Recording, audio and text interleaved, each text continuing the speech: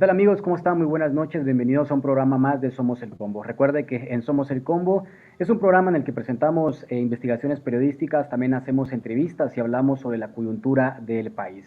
Bienvenidos. Buenas noches.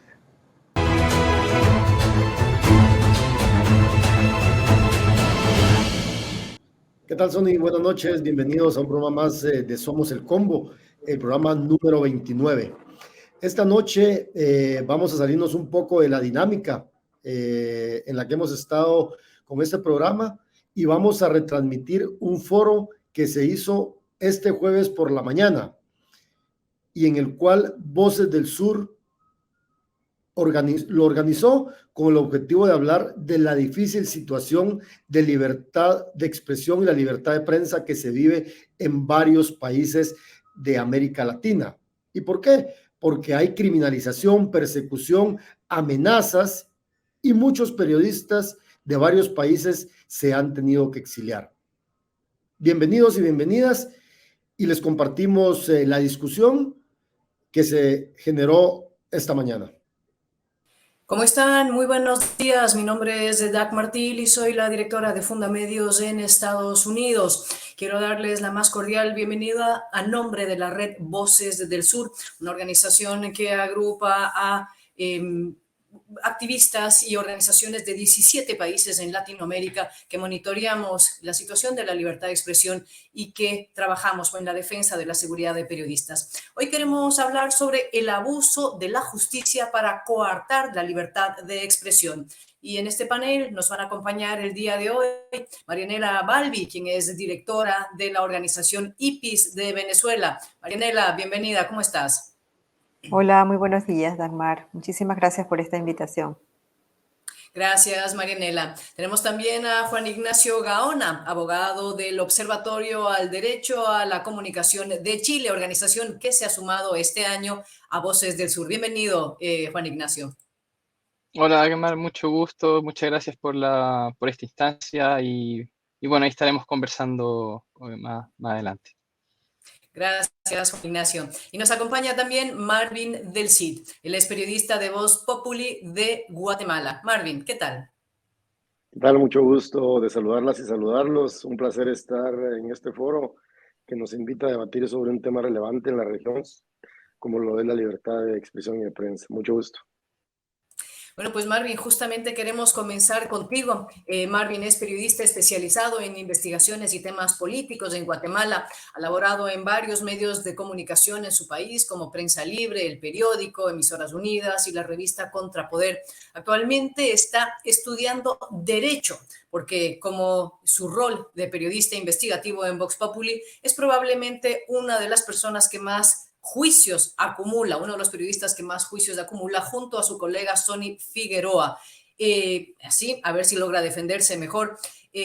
Más recientemente, la última difamación o la última juicio, acusación que enfrenta es por difamación y calumnia por parte del ministro de Cultura, ahora en diciembre del 2022. Pero antes ha sido acusado utilizando la ley de feminicidios y de asociación ilícita para bloquear su trabajo en sus investigaciones. Recordemos además que en Guatemala está detenido desde el 29 de julio del año pasado José Rubén Zamora, fundador de El Periódico, acusado del lavado de activos. Para complicar su defensa, también ha sido acusado su abogado, quien ayer se declaró culpable de cargos imputados para acogerse a la rebaja de penas. Marvin, tú eres, pues, experto en persecución judicial en carne propia. ¿Qué nos puedes decir de cómo se está utilizando la justicia y las leyes en Guatemala para censurar a la prensa independiente? Adelante. ¿Qué tal? Pues bueno, un placer estar aquí con todos y todas ustedes, a quienes nos ven en las distintas partes de América Latina y del mundo.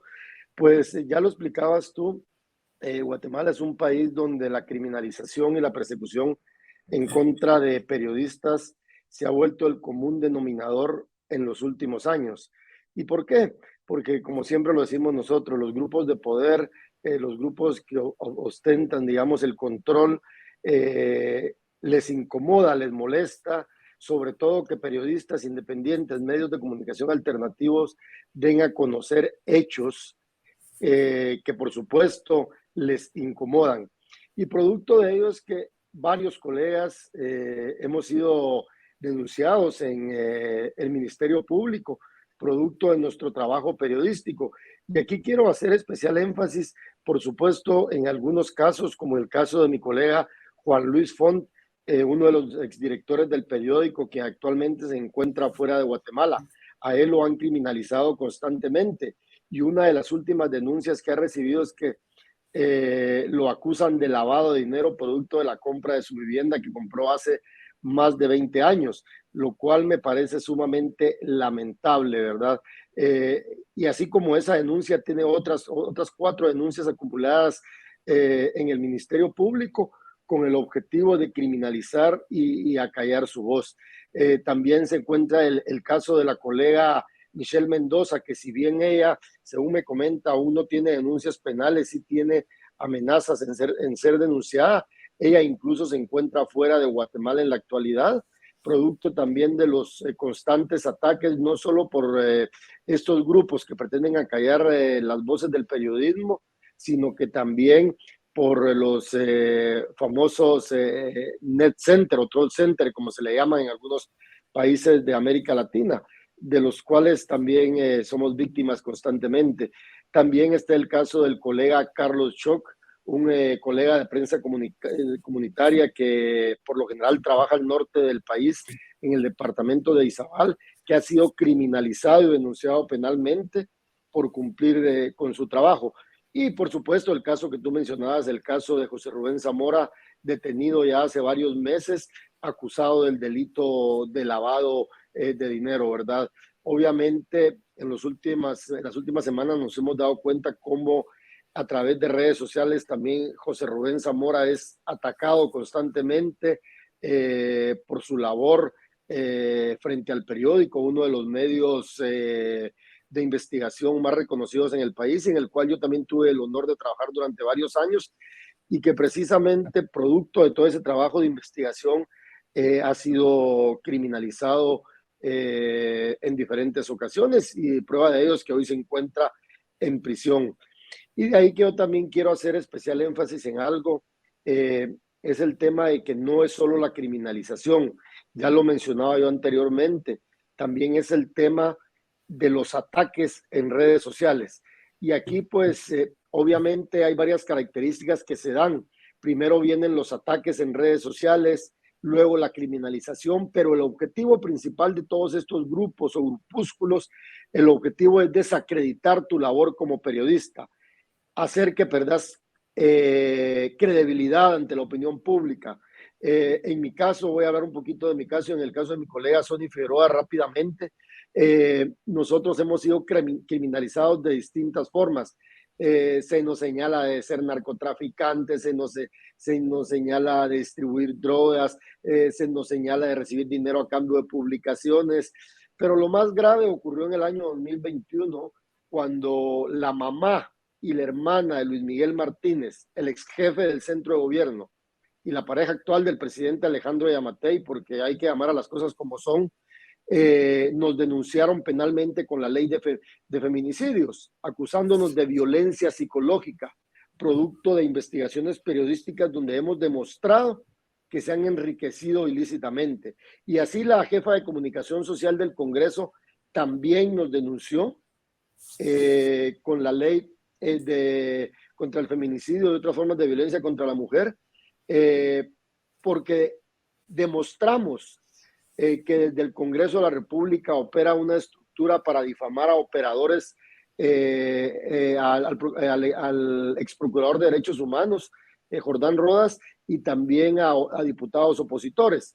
Y producto de ello, Jocelyn Fernanda Mérida, jefa de comunicación del Congreso, nos denunció con la ley de feminicidios y durante varios meses no pudimos ingresar al Congreso de la República.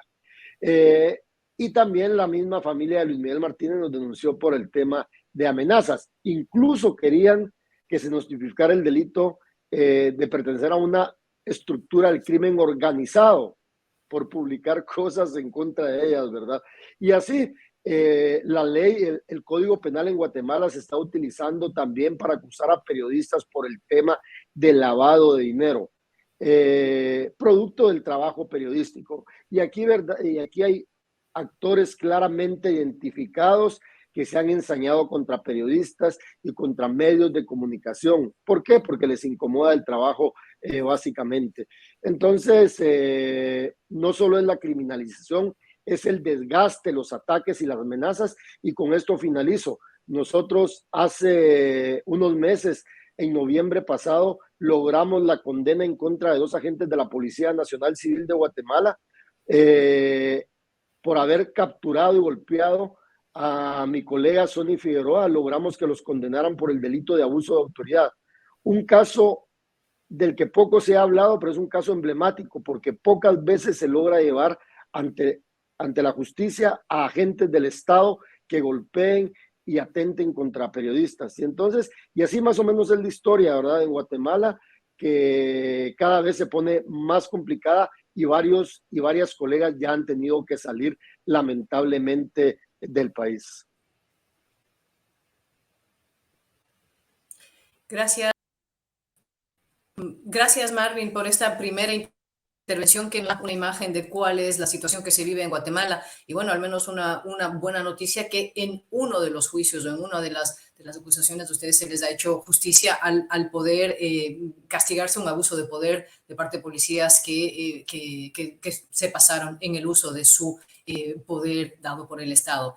Quisiera ahora llamar a Marianela Balbi. Ella es periodista venezolana, activista y directora ejecutiva de IPIS Venezuela, organización no gubernamental de periodistas en defensa de la libertad de prensa y expresión, el acceso a la información pública y el fortalecimiento del periodismo de investigación. Es coordinadora del programa de estudios avanzados junto a la Universidad Católica Andrés Bello y es autora de varios libros. En Venezuela, el periodista Roland Carreño lleva 2 años y 4 meses detenido en la cárcel sin sentencia alguna y sus audiencias han sido postergadas múltiples veces. Además, están casos de hostigamiento contra varios periodistas a quienes se les impide salir del país. Marianela, ¿cómo se está utilizando en Venezuela la ley contra el odio por la convivencia pacífica y tolerancia, vigente desde el 2017 para acallar a periodistas y a la sociedad civil? Bienvenida. Muchísimas gracias, Dagmar, y muchas gracias a todos los colegas y a la Red Voces del Sur por esta oportunidad de abordar un tema realmente que está atravesando toda la región. Creo que ha habido un retroceso muy marcado en todo lo que ha sido una legislación que antes protegía a los periodistas en su derecho a hacer ese escrutinio del poder y que cada vez más se ve restringido por estas amenazas amparadas en la privacidad de los funcionarios públicos o en la protección que tienen a su figura pública, ¿no? Bueno, efectivamente la ley contra el odio es la última de una serie de leyes que se han ido instaurando en Venezuela para justamente restringir los temas de libertad de expresión, y es una muestra de cómo ese abuso del sistema judicial amenaza la libertad de expresión. Junto al diseño de leyes, en Venezuela se da también la conjunción de la falta de separación de poderes de los poderes públicos en Venezuela, y además la debilidad institucional que ha existido en instituciones como, por ejemplo, las fiscalías para actuar en este tipo de casos, los propios tribunales. Entonces, se conjugan estos 3 elementos para realmente aplicar un sistema de hostigamiento permanente, de hostigamiento judicial, que no es otra cosa que un patrón y que lo que busca es censurar a la prensa, y es una modalidad de persecución política y está sustentada en esa cooptación, pues, del sistema de administración de justicia por esas facciones de poder. Esto, por supuesto, elimina cualquier tipo de garantía y a los procesos judiciales, y esto es lo que genera esa incertidumbre en los periodistas que los hace o autocensurarse o salir del país para poder seguir haciendo su trabajo. Y el caso clásico es el caso de los colegas de Armando Info, otros colegas como Clavel Rangel, Roberto Denis, que han tenido que salir del país para poder investigar desde afuera. Esto se agrava con, como bien dices, Dagmar, con la aplicación ya de esta ley contra el odio que se dictaminó en el año 2017, y desde el primer momento fue una alarma porque era una ley que adolecía de cualquier tipo de de mesura en cuanto a, por ejemplo, la aplicación de penas. La pena por la instigación al odio es mayor que por el homicidio, por ejemplo, ¿no?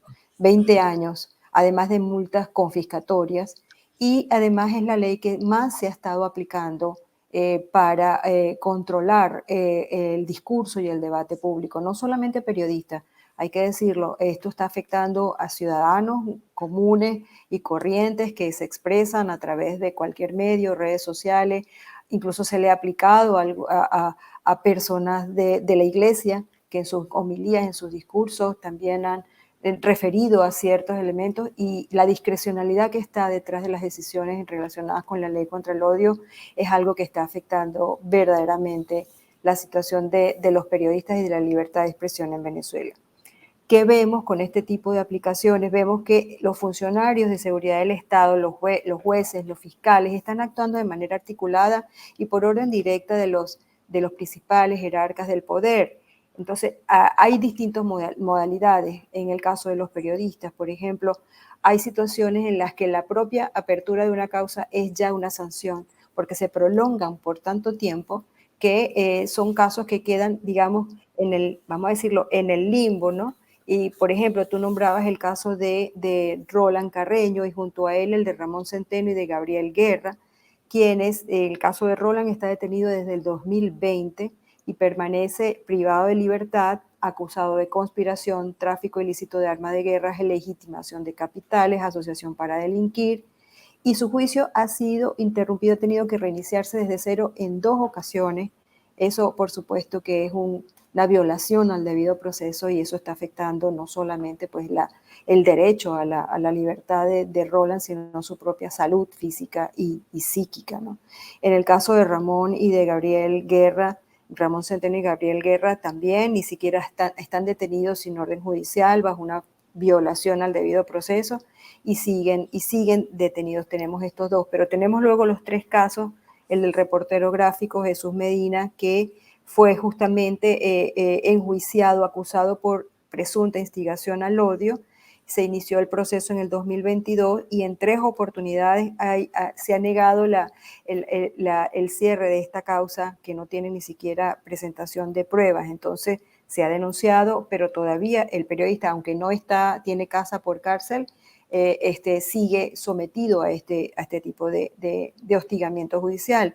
Y luego tenemos 2 casos muy notorios, que fue el de Luis Carlos Díaz y el de Lides Rojas, 2 periodistas que han sido también acusados de instigación al odio e instigación pública en el caso de Luis Carlos, y que a pesar de que el archivo judicial implica el cese de las medidas contra estos comunicadores, ellos siguen sometidos al poder penal, y porque esto no se traduce en la declaración de inocencia, sino que sigue el caso, como decimos, engavetado, y es una amenaza permanente, ¿no?, que sigue allí vigente contra estos 2 periodistas, lo que se le aplicó durante más de 2 años, prohibición de salida del país, presentación en tribunales, y siempre sigue esa amenaza. Nosotros hemos hecho un registro en el año 2022, que nuestro reporte anual va a salir en la próxima semana, y esta categoría la hemos ido llevando el monitoreo, y hemos registrado 28 hechos de hostigamiento judicial con 24 amenazas de procesos legales o administrativos contra periodistas y medios de comunicación, 3 procesos civiles y penales y 2 pedidos de revelación de fuentes periodísticas.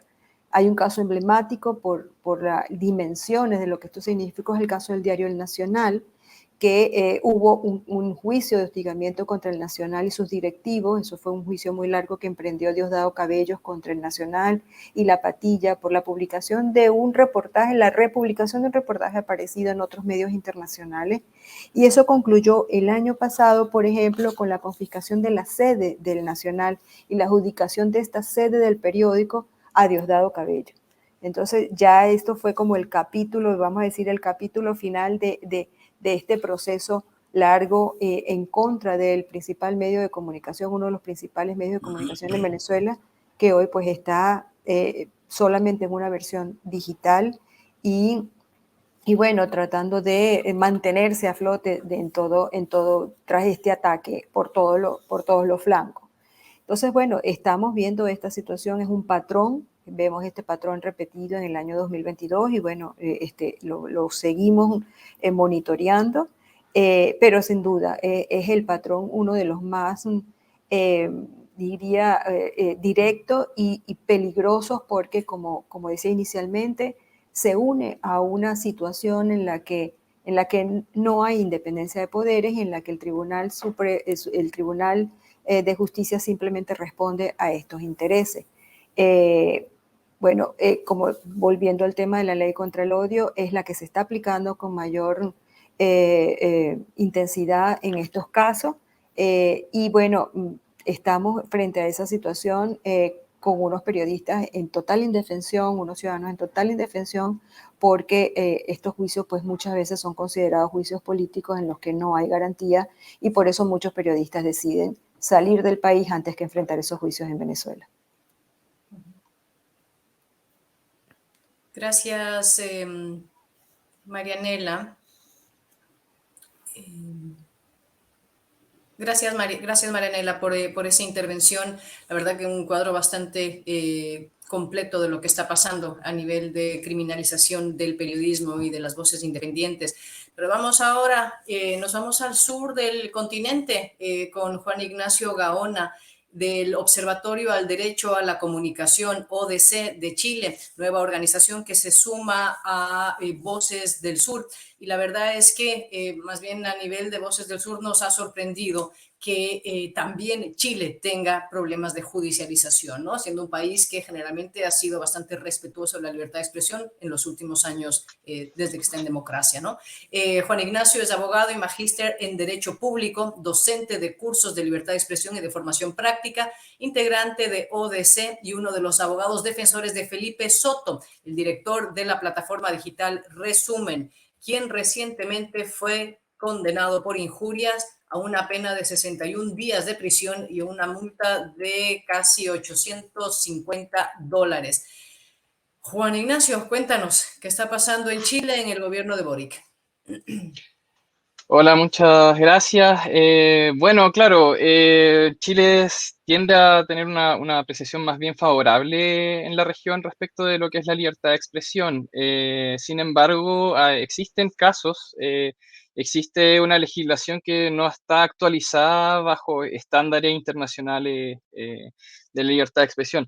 Ahora, como bien un poquito el foro trata de libertad de expresión, lo que estamos hablando aquí es respecto de los límites de la libertad de expresión y que aquí una resolución de conflictos se ve a través del sistema judicial.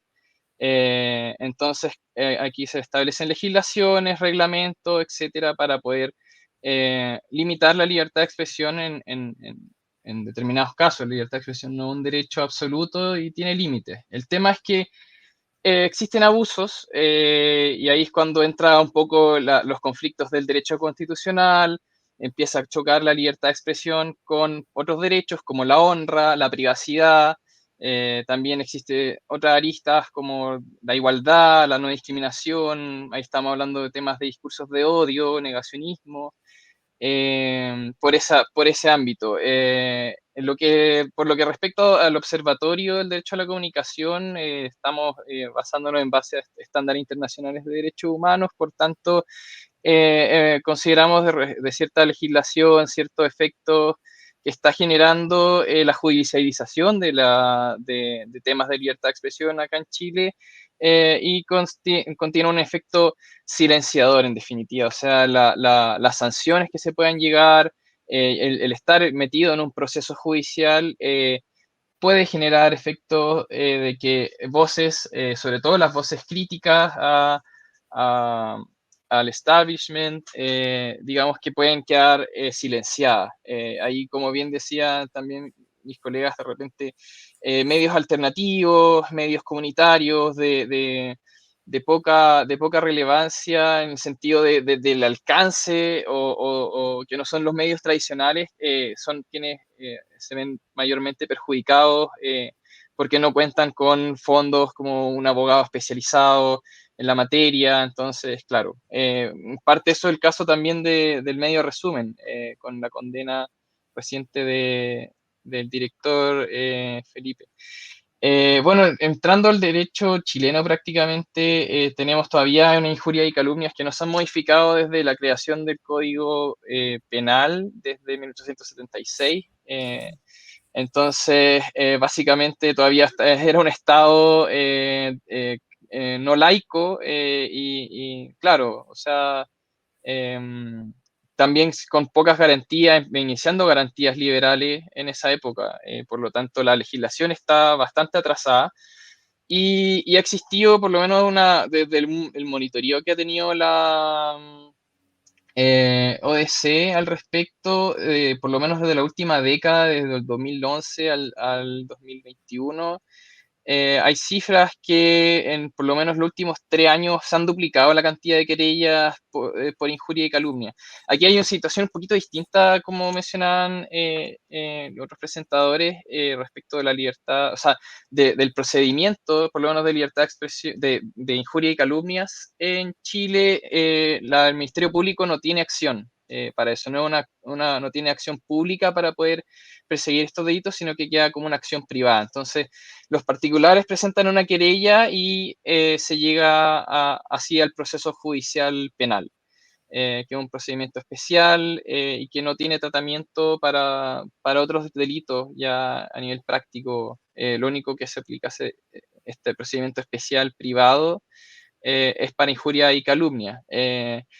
Entonces, hay una escalada de los últimos años, digamos, lo que está siendo observado y está siendo un tanto alarmante. Pasamos de tener de un total de, claro, 1.200, ahora 1.500, el 2020 llegaron a 1.700 querellas por injuria y calumnia. La condena es baja, sí, digámoslo así, menos de un 2% en promedio dentro de esos años, pero independiente de eso, tenemos casos como resumen, el medio termina siendo, bueno, el director, Felipe Soto, termina siendo condenado y estamos interponiendo las acciones procesales para poder llegar a la absolución y que no sea condenado. Eso, claro, obviamente una sanción penal. Lo afecta gravemente porque él también es profesor, entonces podría quedar desvinculado desde su trabajo más regular. Y obviamente que genera un silenciamiento, o sea,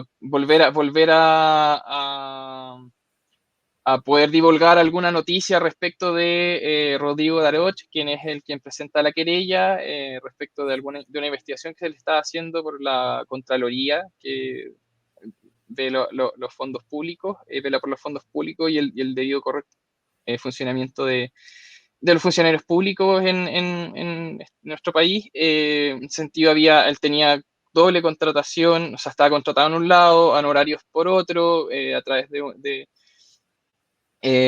una confianza política, pero claro, se le estaba cuestionando si es que estaba efectivamente ejerciendo sus funciones correctamente.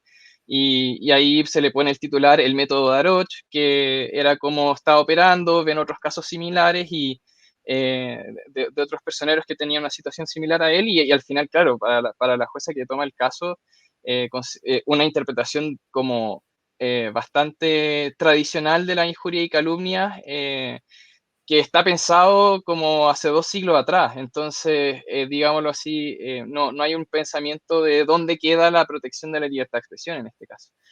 Y bueno, así también hay otros hitos, los delitos de la privacidad, tampoco tenemos límites claros con el interés público, tenemos unas sanciones de recursos de odio en la ley de prensa actual, pero al parecer no ha tenido aplicación y se están presentando tal vez nuevos proyectos de ley al respecto.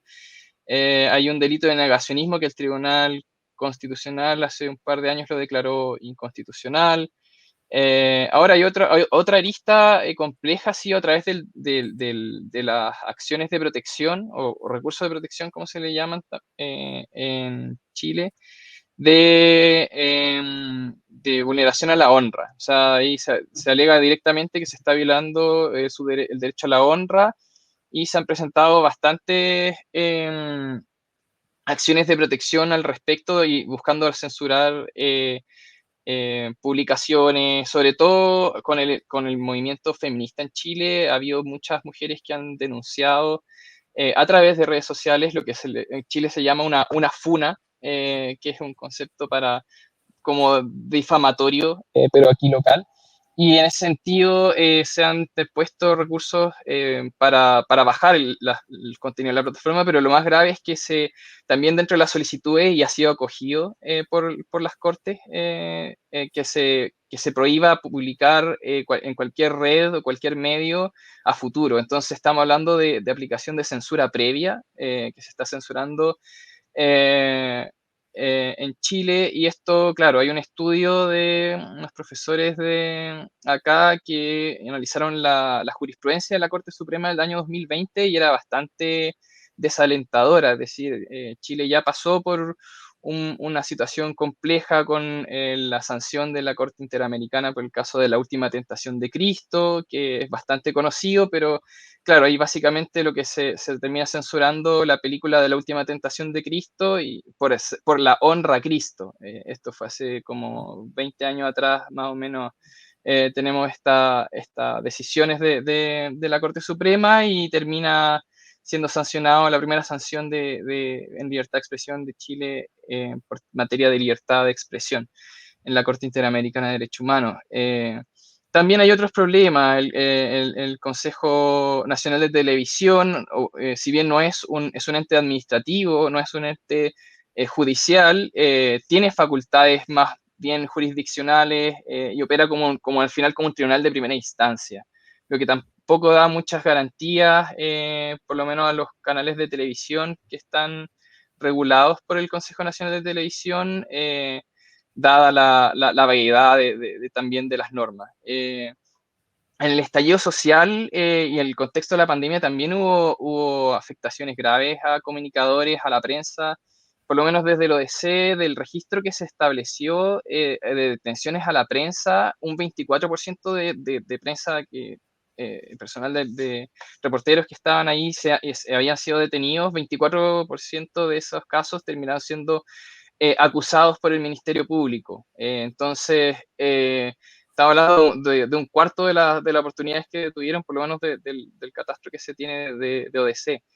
Terminan con acusación, lo que obviamente genera un efecto silenciador a no volver quizá a ir a la manifestación, ver cuál es el cumplimiento de los estándares policiales, u otra situación. También el conocido colectivo Las Tesis, que pues, crearon esta canción o performance de La culpa no era mía, el violador eres tú.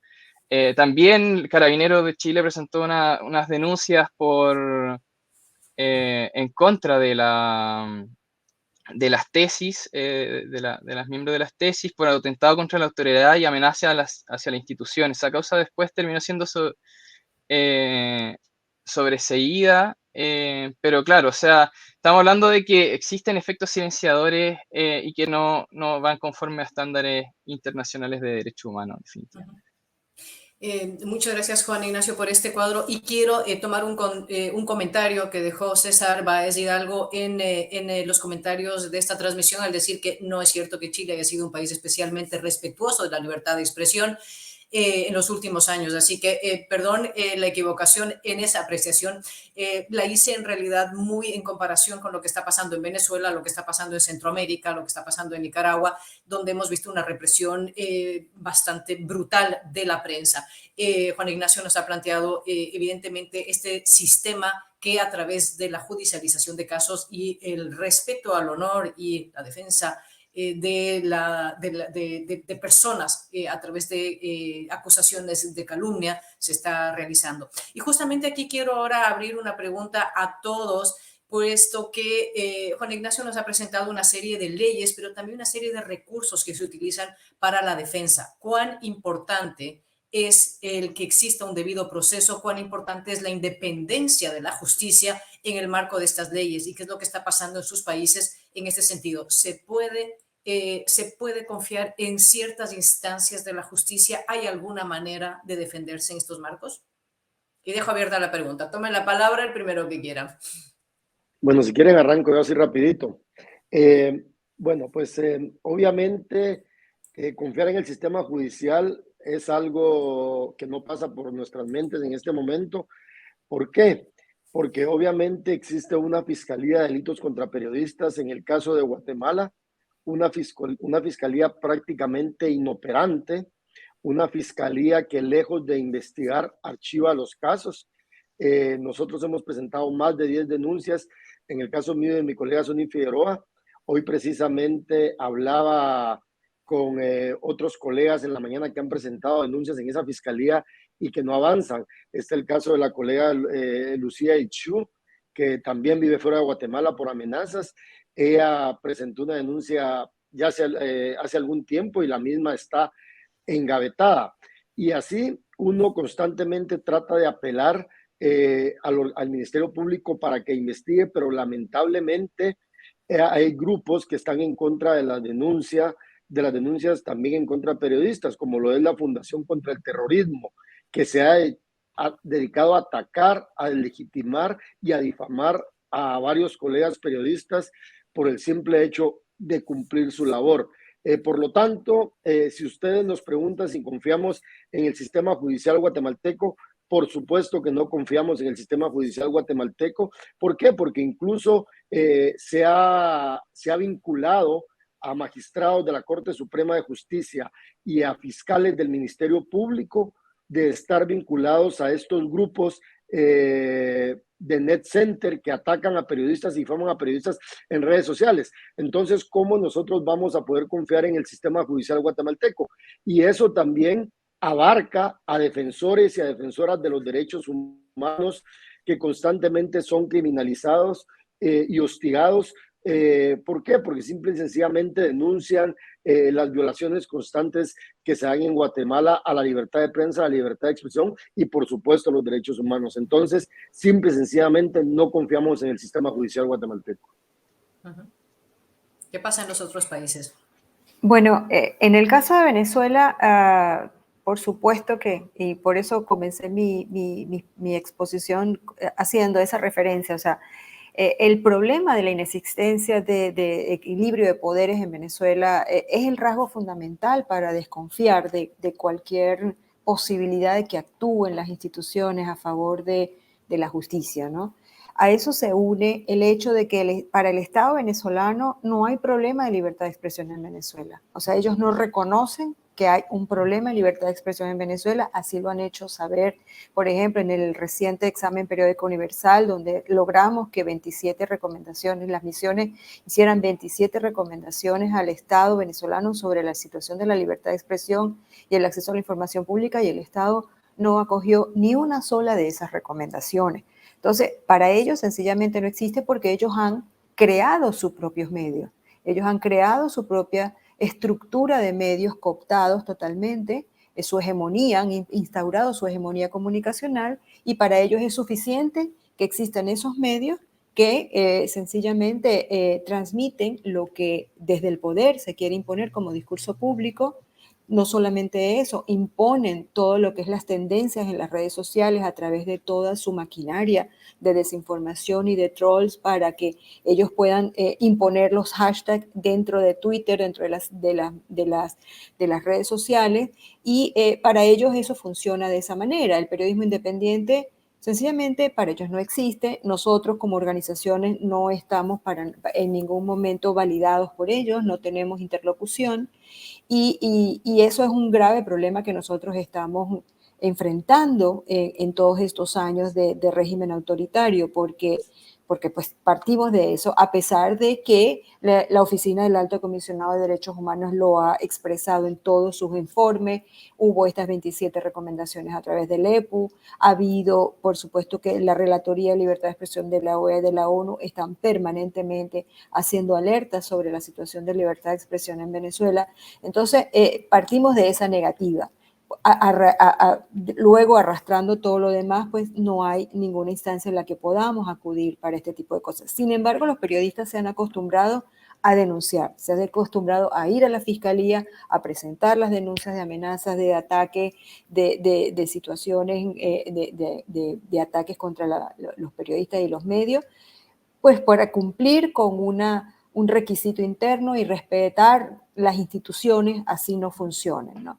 Y de alguna manera, pues eso lo hemos ya instaurado como un patrón, ir a esas instancias, presentar los casos, presentar las denuncias, pero la impunidad está imperando, o sea, no hay ni uno solo de los crímenes contra periodistas que se investigue, no hay una disposición a que esto funcione. Entonces, realmente confiar en un sistema de justicia como este, pues es muy difícil para los periodistas de Venezuela y por eso, reitero, muchos deciden salir del país antes que afrontar unos juicios que van a tener estos retrasos procesales, que van a incluso a imponerles prohibición de salida del país, a imponerle presentación y sobre todo imponerles en muchos casos prohibición de hablar de esos temas, como bien decía Marvin también, prohibición de hablar de sus temas, que es censura previa, como también decía Juan Ignacio. Entonces, hay una situación de muchísima desconfianza y de indefensión. Yo creo que la palabra es absoluta indefensión ante estos casos, ¿no? Juan Ignacio, ¿cómo está la independencia judicial en Chile? Bueno, la independencia judicial en Chile yo creo que está en mejor posición que en Guatemala y en Venezuela. En ese sentido, yo creo que el Poder Judicial, el problema que cuenta más que un problema de independencia propiamente tal, lo que está en juego es la desactualización de la regulación. O sea, tenemos leyes muy antiguas. Y además que todavía hay una especie de cultura autoritaria que viene como arrastrada de la dictadura. Esto no es antojadizo, sino que es parte de lo que viene en el informe del 2016 de la Relatoría Especial de la Libertad de Expresión por la OEA. Entonces, claro, digámoslo así, en injurias ¿qué es lo que pasa con el caso del medio resumen?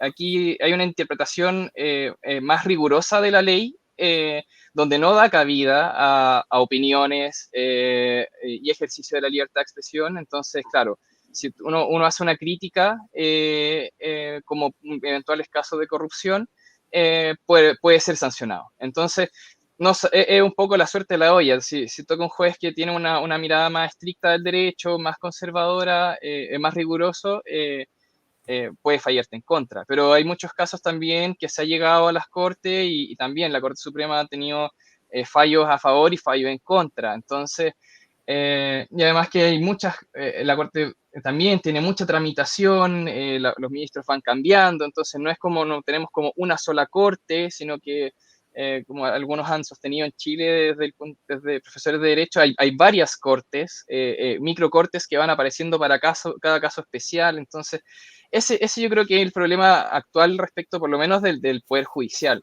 El otro punto es respecto del ente persecutor, por lo menos en injurias, como no está la fiscalía, esto es lo que también veníamos conversando un poco con ODC y con el abogado también que venía antes con el caso de resumen. Claro, o sea, hay un procedimiento especial, que es un procedimiento privado, entonces, por lo menos a veces la fiscalía de repente le llega una denuncia y dice, bueno, esto no es afectación, es afectación a la libertad de expresión, si sigo, archivo la causa. Aquí no, va al querellante y no hay un ente objetivo del Estado que pueda cubrir ese tipo de vulneraciones, en definitiva. Hay un abuso, pero es porque la legislación está desactualizada. También intuitivamente muchos jueces van hacia la protección de la honra y queda desprotegida la libertad de expresión. Incluso a niveles de censura previa por parte de la Corte Suprema, lo que es grave.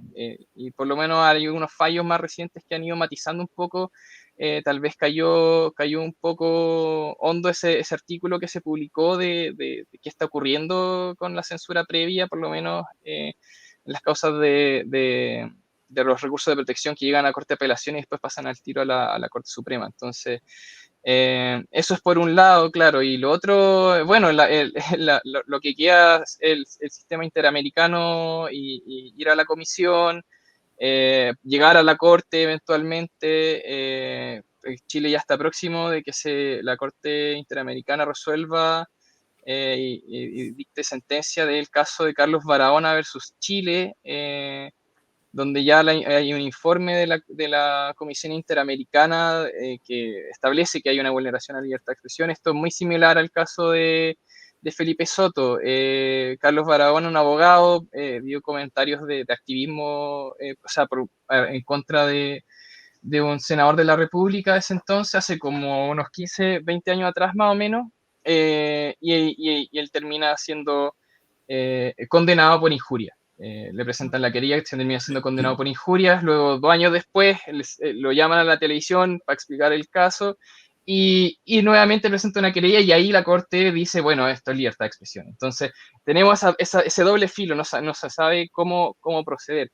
Pero claro, no estamos al nivel de problemas de independencia del Poder Judicial como está en los otros 2 países. Y en los otros países estamos viendo, al igual que en varias regiones, que aparte de las leyes ya existentes, se está implementando un nuevo marco jurídico que puede amordazar aún más a la prensa y a la sociedad civil. La ley de las ONGs está prosperando. En Ecuador la tuvimos con el gobierno de Rafael Correa, viene con inspiración de Rusia. ¿Qué está pasando respecto a esta ley en Guatemala y en Venezuela, que sabemos que son una espada de Damocles ahí?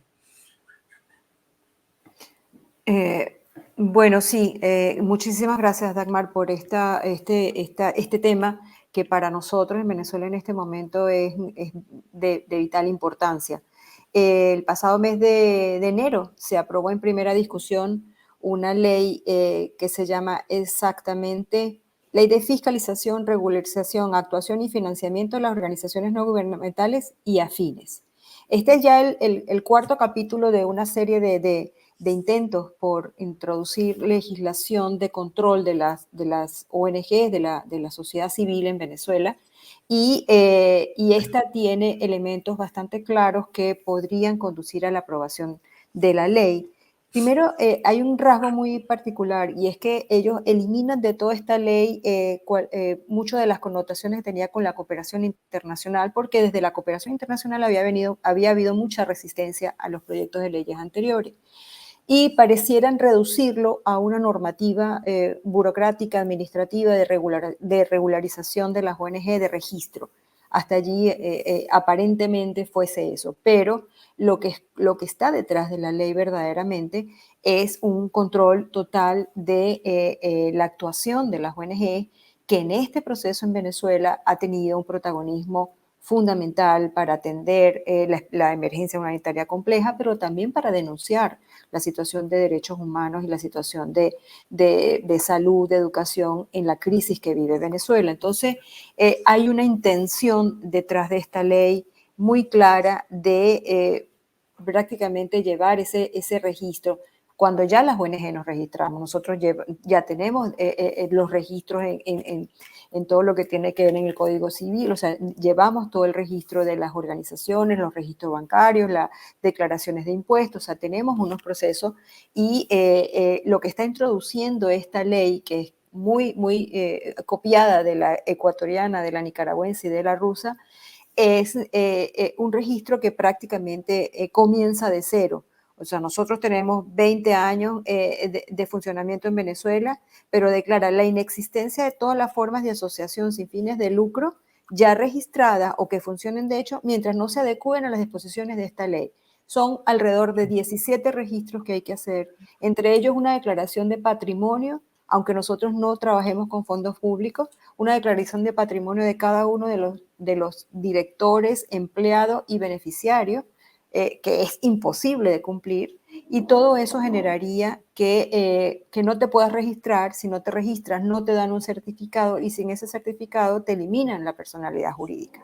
Entonces, estamos en una situación de altísimo riesgo para las ONG, porque esto restringe totalmente el espacio cívico, y dentro del espacio cívico está la libertad de expresión, está el funcionamiento, pues la del derecho a la asociación, el derecho a la protesta, el derecho a la libertad de expresión por acá, pero por otro lado también afecta a muchos medios independientes en Venezuela, que han tenido que buscar formas de asociarse en vista de la desaparición de los medios tradicionales, y que, bueno, tienen fuentes de financiamiento de distinto origen, como puede ser incluso la cooperación internacional, y tendrían que también registrarse. En ese Afines entra todo este grupo de periodismo independiente que es el que en este momento está abriendo ventanas para esa información independiente. Entonces, estamos en una situación que complejiza todavía más, agrava la situación y conversando con el colega, con Marvin, vemos que también hay unas situaciones comunes y estamos, bueno, viendo cómo encontramos esas prácticas que han hecho otros países para afrontar estos problemas, estos escollos que se están presentando en Venezuela. Marvin, ¿cuál ha sido el resultado durante 2 años que está vigente ya esta ley en Guatemala? ¿Qué ha pasado con esta ley? Bueno, obviamente la ley de ONGs es un serio problema a la institucionalidad democrática por diversas razones. ¿Por qué? Porque tal y como lo decían algunos expertos, con esta nueva ley, con los cambios introducidos, se corre el riesgo de asfixiar el trabajo vital de la sociedad civil. Y esto lo que abre es la imposición a temas arbitrarios y que se podría utilizar para criminalizar a defensores y a defensoras de derechos humanos y a la sociedad civil de Guatemala. La ley entró en vigencia en junio del año 2021, es decir, va a cumplir 2 años de haberse introducido y obviamente con esta ley lo que se busca es acallar las voces críticas y las voces que cuestionan al poder. Y algo muy relevante que yo quiero hacer especial énfasis aquí es que en el caso de algunos medios de comunicación digitales alternativos independientes, como es el caso de Vox Populi y otros medios en Guatemala, lo que han tenido que hacer es fundar sociedades anónimas con el objetivo de evitar ser cerrados a través de la ley de ONGs. Se ha llegado hasta ese punto, ¿verdad? Por lo tanto, digamos, son acciones sistemáticas que se han venido dando en detrimento de la libertad de expresión y la libertad de prensa en los últimos años. Pero no solo es la ley de ONGs, hay otro montón de situaciones que son graves, ¿verdad? Y que se van extendiendo por toda América Latina.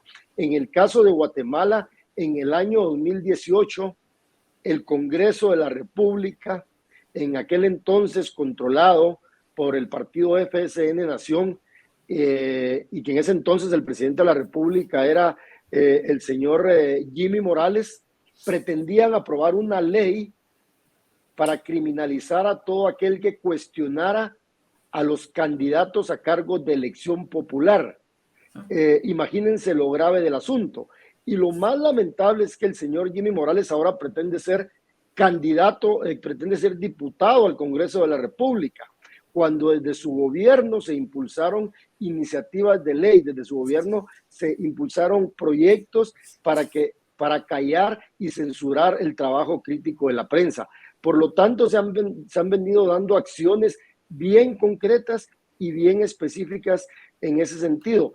Y también algo relevante es de que yo menciono mucho esto porque es una de las cosas que nos afecta muchísimo en Guatemala, y es que es el tema de cuestionar todo lo que hacen los periodistas. No quiere decir que no se cuestione nuestro trabajo, porque todos finalmente estamos sujetos a la crítica. Lo que pasa es que la criminalización es de una forma tan fuerte que la verdad es que muchos colegas y muchas colegas han tenido que abandonar el país, y tal como le decía Marianela, muchos han tenido que salir del país porque no confían en el sistema judicial, porque ¿cómo te vas a presentar ante un sistema judicial cooptado por las mafias? Recuérdense que en Guatemala hace algunos años operó la Comisión Internacional contra la Impunidad, la famosa CICIG, que puso en el banquillo de los acusados a personas que se creían intocables y personas que jamás iban a rendir cuentas ante la justicia.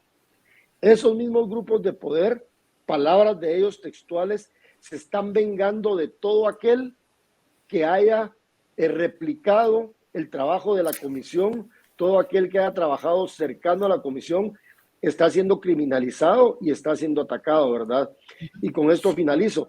También yo quiero, digamos, aprovechar este espacio para enviarle un fuerte abrazo de solidaridad a mis colegas de Nicaragua, con quienes tuve yo el gusto de convivir hace algunos meses, cuando me tocó exiliarme en Costa Rica hace algunos meses, y realmente los colegas y las colegas de Nicaragua la están pasando muy mal, ¿verdad? Ustedes saben todo lo que está pasando con el régimen en Nicaragua, entonces yo quiero enviarles un abrazo solidario, especialmente a mis colegas de Nicaragua que están exiliados en muchos países del mundo. Marvin, justamente ahora que nombras Nicaragua, cuando nosotros hablamos de judicialización o cierre, por ejemplo, de organizaciones de medios de comunicación o la ley de ONGs, nombrar que en Nicaragua el gobierno ha cerrado 3.000 ONGs, es decir, ha parado toda actividad de la sociedad civil, Operación Sonrisa, ONGs de quinas, asociación de animales, ha cerrado todo, no hay espacio de la sociedad civil. Entonces, cuando levantamos la bandera por la libertad de expresión, levantamos la bandera por los derechos de todos los ciudadanos. Nos quedan unos pocos minutos más, quisiera cerrar este panel muy interesante con una breve intervención de cada uno de ustedes de qué es lo que puede hacer la comunidad internacional en el caso de sus países para poder apoyar en los procesos donde se están dando estos casos de violación sistémica de la libertad de expresión. Bueno, mi mensaje, digamos, es para la comunidad internacional, para que ponga los ojos en América Latina, sobre todos los países más vulnerables, donde se están viviendo temas de criminalización, censura, autocensura, previa censura, por supuesto, por todos los ataques que recibimos constantemente las periodistas. También quiero hacer un llamado a la Comisión Interamericana de Derechos Humanos. Desde hace más de 2 años estamos gestionando medidas cautelares junto a mi colega Sonny Figueroa. Lamentablemente la Comisión no las ha otorgado, lo cual pone en grave riesgo nuestra seguridad. También quiero hacer un llamado. Este año, como ustedes saben, van a haber elecciones generales en Guatemala en junio de 2021 y mi llamado es a todos y todas las candidatas a cargos de elección popular, sobre todo a los candidatos a la presidencia, vicepresidencia, diputados y alcaldes, que se comprometan a respetar la libertad de expresión, que se comprometan a garantizar el libre ejercicio periodístico, porque qué bonito es andar haciendo campaña, pero no preocuparse en uno de los bastiones de la democracia, en uno de los bastiones que fortalece los sistemas democráticos, que es la libertad de expresión y la libertad de prensa. Entonces, también mi llamado es a todos y a todas las candidatas a cargos de elección popular en Guatemala a que no dejen este tema en el tintero y que salgamos a debatir sobre este tema. Los invito y las invito a que debatamos sobre este tema para que analicemos qué es lo que está pasando en el país, sobre la criminalización, sobre la persecución y sobre las amenazas constantes en contra de los y las periodistas. Y por supuesto, también un mensaje para que se ponga también especial atención a países como Nicaragua, El Salvador, donde la libertad de expresión está corriendo altos niveles de riesgo, ¿verdad? También Honduras, ¿verdad? Donde es uno de los países más complicados para ejercer la libertad de prensa en América Latina. Y de ahí, pues, agradecerles por el espacio. Siempre es importante debatir sobre estos temas y tenerlos en la discusión pública. Y como decimos siempre en Guatemala, pues, seguimos haciendo periodismo y no nos callarán. Muchísimas gracias, Marvin. Gracias a ti, a Marianela, a Juan Ignacio por haber participado en este espacio. Gracias a nombre de Voces del Sur, esta red de 17 organizaciones en 17 países que luchamos por la libertad de expresión. Gracias por haber visto el programa Somos el Combo de esta noche. Tal y como lo mencionaba, este día fue distinto completamente, ya que retransmitimos un foro organizado por la organización Voces del Sur y Fundamedios, en el cual periodistas de América Latina dieron a conocer la grave situación que se vive en la región producto de las amenazas y criminalización en contra de colegas periodistas. Gracias nuevamente por haber estado en Somos el Combo. Pasen muy buenas noches y nos vemos la próxima semana.